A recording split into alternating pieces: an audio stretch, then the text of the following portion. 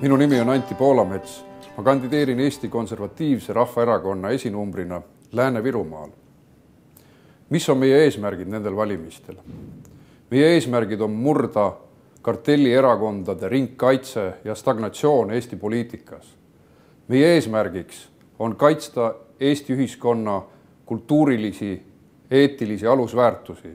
Nendeks on perekond, abielu, mis peab toimuma mehe ja naise vahel, peaks olema välistatud kõik muud veidrad, moodsad, jutumärkides progressiivsed abieluvormid, nagu homoabielud, mida meile surutakse peale niinimetatud kooseluseaduse sildi all. Meie ülesanne on majanduse taaskäivitamine, lasterikaste perede abistamine. Me püüame lahendada Eesti suurimaid murepunkte nagu iive, maaelu taandareng, riigikaitse. Meie ülesanne on peatada allakäik.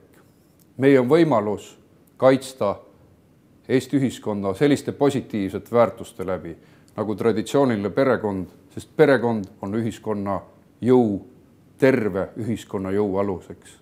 Sellepärast ma leian ka seda, et Eesti põhiseaduses peaks olema nimetatud abielu kui üksnes mehe ja naise vaheline liit.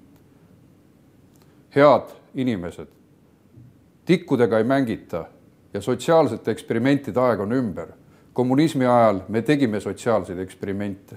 Need lõppesid halvasti. Kaitseme konservatiivseid, tervemõistuslikke asju. Hea valija, tee tervemõistuslik valik ja ütle ei eksperimentaatoritele, ütle jah tervele mõistusele.